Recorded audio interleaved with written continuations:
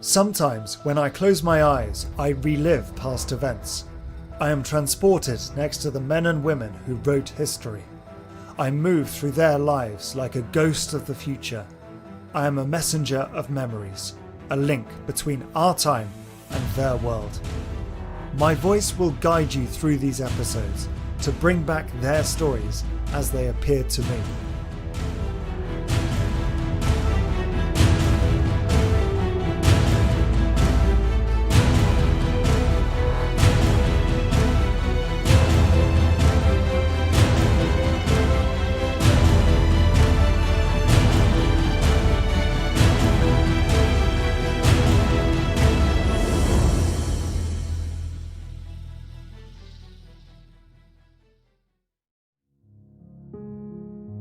A smell of coal fills my nostrils.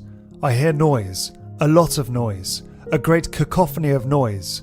I hear the discussions of dozens of different people, the footsteps of hundreds of others echoing.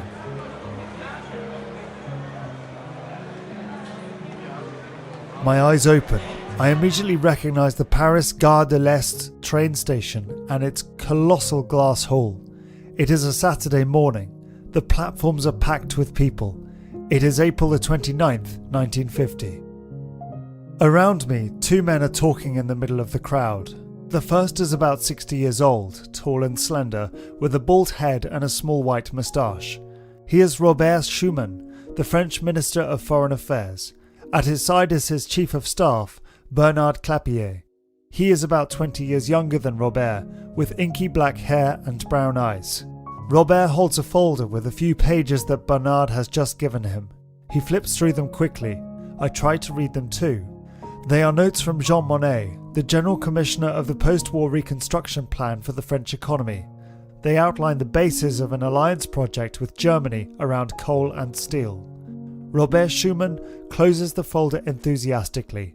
He read it at home in Chizezel, where he went for the weekend. His train to Metz is leaving soon.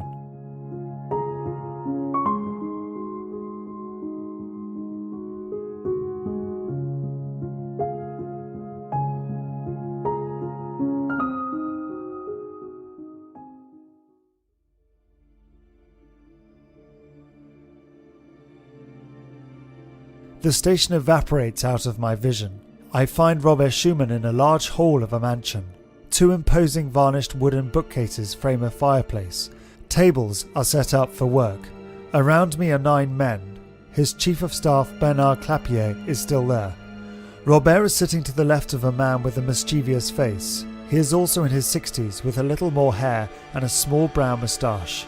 I recognize him as Jean Monnet, the General Commissioner for Planning. I sit on the edge of the table. There are no more chairs. The two men are talking.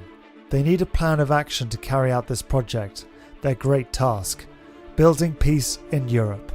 Jean Monnet has laid the foundations, and Robert now has to implement them politically. Who better than a man like him to carry out this mission?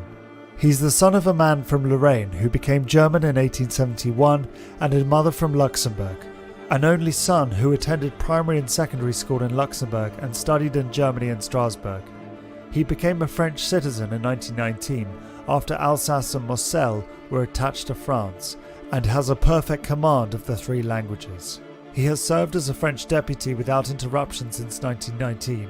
He never ceased to promote peace, even when he was taken to prison by the Gestapo in 1940 or in his hideouts in the French Free Zone after his escape in 1942. I look at this man. He is over 60 years old, and he seems more determined than ever.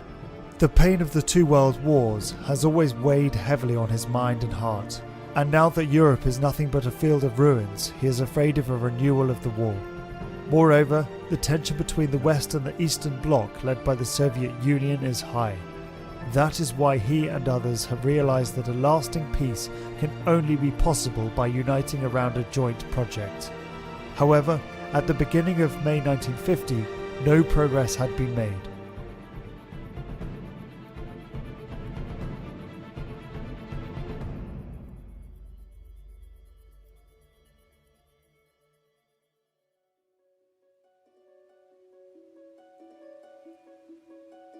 Germany had just regained its political independence after being occupied and divided into 4 parts by the United States, the USSR, Great Britain and France after the war. However, Germany is caught in the middle of the tensions between East and West, divided in 2. The Saar and Ruhr regions remain economically dominated by France, where the major steel and coal industries are concentrated. The French political and industrial class intend to maintain this domination and oppose any German revival. However, for Robert, it is apparent that this constraint can't last for long without leading to the revival of German nationalism. For their part, the United States feared an escalation of the Cold War and considered it essential for Germany to be anchored to the Anglo-American and French allies. Robert and Jean are both worried but also enthusiastic. They both know that the German economic recovery and increased industrial potential risk delaying the French industrial revival and causing tensions between the 2 nations. This is a real threat to Europe's security. Therefore, they must create a unified Europe before it is too late. Monnet's idea is much more than a simple alliance with Germany. They are the only ones that know what they are doing. I feel like I'm in the middle of a conspiracy for peace. Even the German Chancellor, who favours a Franco-German economic union, the Belgian and Italian Prime Ministers, the President of Luxembourg and the President of the French Council have stayed out of this project. So we must move forward in the shadows for the time being. We must not risk opposition from French industrialists who will try to nip the project in the bud. Before presenting Monnet's project, which seems capable of seducing the Germans and Americans, Robert must have it validated by the French Council of Ministers. This is where everything will be decided. I'm impatient to see what happens next.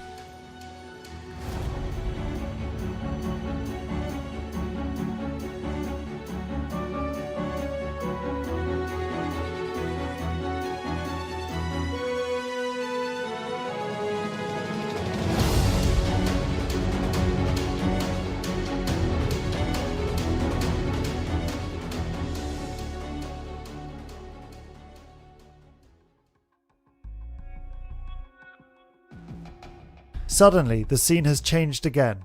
I find myself on the 9th of May, the day of the Council of Ministers. Robert is the last to speak. Just before the council, he had rallied the Minister of National Defence and the Minister of Justice to his cause, and they have defended the project with conviction. So, therefore, if they agree, the project must be recommendable. Great news! The project was passed at noon. Resistance was quickly put aside. Robert obtains an agreement in principle. Joy radiates from his face. His chief of staff quickly grabs the phone in the small office. He is all excited. At the end of the line, Jean Monnet. It is acquired. We did it. A few hours later, I find myself under the chandeliers of the sumptuous Salon d'Horloge for a press conference given by Robert Schuman. They didn't waste any time. Journalists, both French and international, have gathered in the room to attend this announcement of great importance that they have been promised. Robert rushes forward. His voice is thick with emotion. Gentlemen, it is no longer a question of empty words but an act, a bold act, or a constructive act. France has acted, and the consequences of its actions can be immense. We hope they will be. It has acted essentially for peace, but for peace to have a real chance, there must first be a Europe. To this end, the French government proposes to place all Franco-German coal and steel production under a joint higher authority, in an organisation open to the participation of other European countries. The solidarity of production, which will thus be tied up, will show that any war between France and Germany becomes not only unthinkable, but materially impossible. World peace cannot be safeguarded without creative efforts commensurate with the dangers that threaten it. The contribution that an organised and living Europe can make to civilization is indispensable to maintaining peaceful relations.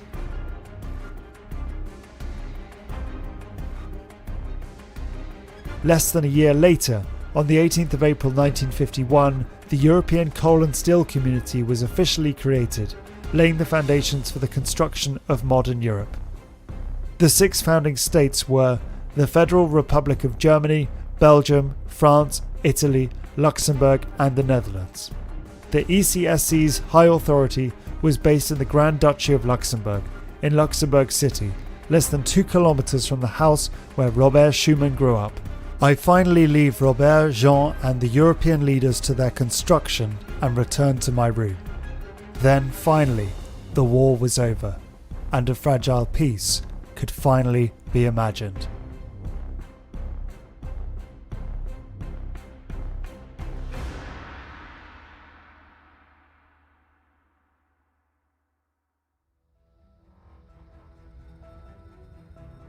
Has this story touched you?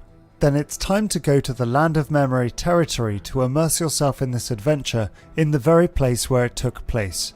The Schuman European Vision itinerary can be discovered on the landofmemory.eu website, where you can visit the Douaumont Ossuary, the Schuman House or the Bastogne War Museum.